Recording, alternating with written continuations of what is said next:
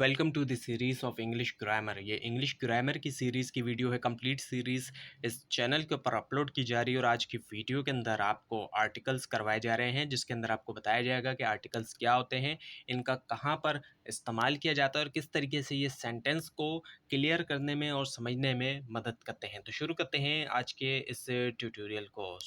Introduction to article. So role of articles की हम बात करें, articles define nouns as specific और unspecific, providing clarity in communication. Article जो है वो डिफाइन करते हैं नाउन्स को, नाउन जो कि name of a person, place और थिंग्स होते हैं, उसको कि ये स्पेसिफिक है या अनस्पेसिफिक है, यानी कि किसी एक ख़ास नाउन की बात की जा रही है, किसी एक शख्स के बारे में अगर हम बात कर रहे हैं और हमें पता है कि वो ये शख्स है, तो वहाँ पर जो है वो हम आर्टिकल के ज़रिए उसको स्पेसिफाई कर सकते हैं।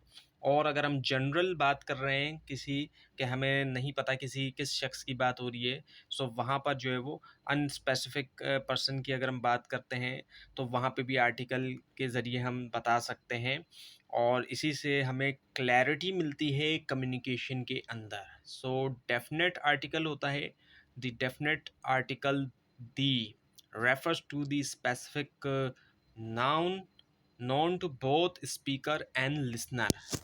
आर्टिकल जो है डेफिनेट और इनडेफिनेट होते हैं। डेफिनेट आर्टिकल ऐसा होता है जो कि दी होता है और ये यूज़ किया जाता है स्पेसिफिक नाउन्स के लिए, जब किसी एक ख़ास पर्सन या थिंग की बात की जा रही है जो कि दोनों जानते हैं, जिसके बारे में स्पीकर भी और लिसनर भी दोनों जानते हैं, जब तो वहाँ पर जो है वो दी का इस्तेमाल किया जाता है, जो कि डेफिनेट आर्टिकल होता है।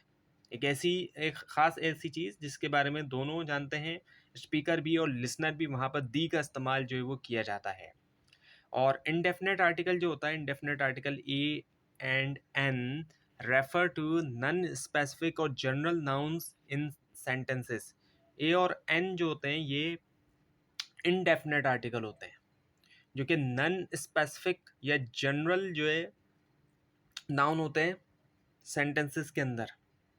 हम नॉन स्पेसिफिक बात कर रहे हैं, हम किसी भी चीज़ के बारे में बात कर रहे हैं, हम किसी एक ख़ास चीज़ की तरफ इशारा नहीं कर रहे हैं, बल्कि हम जनरली तौर पे बात कर रहे हैं, तो वहाँ पर जो है वो इनडेफिनेट आर्टिकल्स का जो है वो इस्तेमाल जो है वो किया जाता है। इनडेफिनेट आर्टिकल्स को अगर हम और देखें, यूजेज ऑफ दी की अगर हम बात करें, डेफिनेशन एंड यूज देखें, A is an indefinite article used before word starting with consonant sounds to introduce non-specific nouns। ए का जो है वो है क्या, indefinite article है और इसका जो है वो इसको यूज़ किया जाता है ऐसे वर्ड से पहले जो कि कॉन्सोनेंट साउंड से जो है वो जिनका शुरुआत होती है, ऐसे वर्ड्स, वहाँ पर इसका जो है वो इस्तेमाल किया जाता है।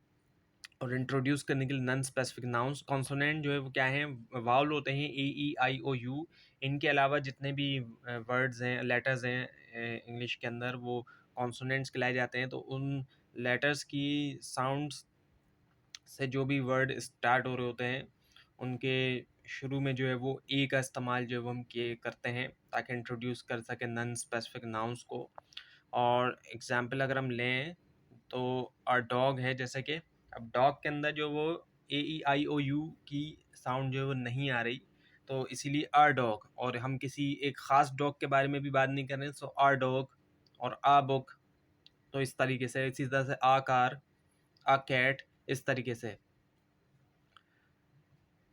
हाईलाइट किया जाता है यहाँ पे usage when the noun is unknown और नॉट स्पेसिफाई, कि नाउन का हमें नहीं पता कि कौन से डॉग की बात हो रही है, कौन सी बुक की बात हो रही है, या फिर हम एक ख़ास डॉग के बारे में बात नहीं कर रहे, या ख़ास बुक के बारे में हम बात नहीं कर रहे।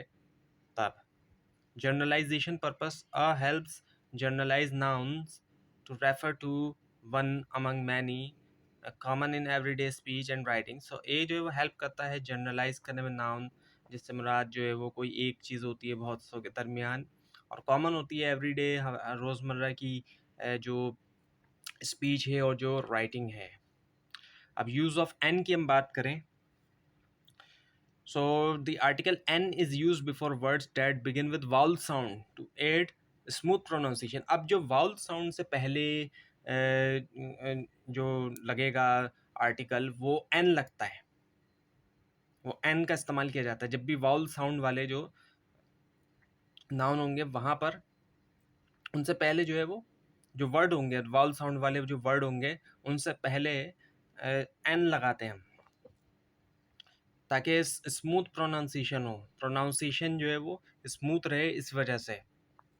सो example include an artist, an apple, और एक बहुत ही फेमस जो एक मिसाल दी जाती है, an apple or day keeps the doctors away, या फिर an apple a day keeps the hunger away, इस तरह करके एग्जाम्पल दी जाती है। तो ये जो है एन एप्पल यूज़ किया जाता है क्योंकि ये वाउल साउंड दे रहा है, एप्पल जो है एन एप्पल AEIOU में से साउंड दे रहा है। टू डेमोन्स्ट्रेट करने के लिए यूजेज जो है before vowel initial words. Sound base rule है। अच्छा, एक इंपॉर्टेंट बात ये कि साउंड बेस यूज़ की बात हो रही है यहाँ पर, ये नहीं होता कि वाउल शुरू में आ जाता है अगर जिस वर्ड के, तो उससे पहले जो है वो हम एन यूज़ करेंगे, ऐसा नहीं है, बल्कि साउंड होनी चाहिए वाउल की, साउंड की बात हो रही है। So an is used based on vowel sound, not the spelling, enhancing clarity in spoken English, क्योंकि ये स्पोकन इंग्लिश के हवाले से है क्लैरिटी, ताकि स्पोकन इंग्लिश जो है जब इंग्लिश बोली जा रही है उसके अंदर क्लैरिटी पैदा की जाए, इसलिए यहाँ पे साउंड के ऊपर फोकस है, ना कि स्पेलिंग के ऊपर फोकस है। सो डेफिनेट आर्टिकल की हम बात करें अगर, और दी की, so the refers to specific nouns known to both speaker and listener, adding clarity to communication. अब ऐसे नाउन की जब हम बात कर रहे हैं जो स्पेसिफिक है, ख़ास है, और ऐसा है कि पता है स्पीकर को भी और लिसनर को कि किसके बारे में बात हो रही है, तो फिर वहाँ पर हम दी का यूज़ करते हैं। Applicable noun types, so the can be used with the singular, plural, countable and uncountable noun to specify particular item. अब दी का इस्तेमाल सिंगुलर के साथ भी कर सकते हैं, प्लूरल के साथ भी, काउंटेबल नाउन के साथ भी, अनकाउंटेबल नाउन के साथ भी, स्पेसिफाई करने के लिए पर्टिकुलर आइटम, किसी भी ख़ास चीज़ को, ख़ास शख्स को स्पेसिफाई करने के लिए, उसकी तरफ इशारा वगैरह करने के लिए भी हम कर सकते हैं। So sentences like the sun rises in the east. अब सन के बारे में हमें पता है कि किस सन की बात हो रही है, और तो वहाँ पर the sun rises in the east. और इसी तरह से आई मेट द टीचर, अब यहाँ पर एक ख़ास टीचर की बात हो रही है। सो ये शो करता है कॉन्क्रीट यूज़ ऑफ दी। और यहाँ पर अब ये जो सेंटेंस है आई मेट द टीचर के अंदर, ये जो टीचर के साथ दा लगाया जा रहा है, ये ऐसे इंडिविजुअल की बात हो रही है जो कि प्रीवियसली जिसे मेंशन किया गया होगा, या फिर और लिसनर और ऑडियंस दोनों जानते हैं इस टीचर के बारे में। सो summary and guidelines. So choosing the right article, ये बहुत ज़रूरी है कि सही आर्टिकल का इस्तेमाल जो वो किया जाए।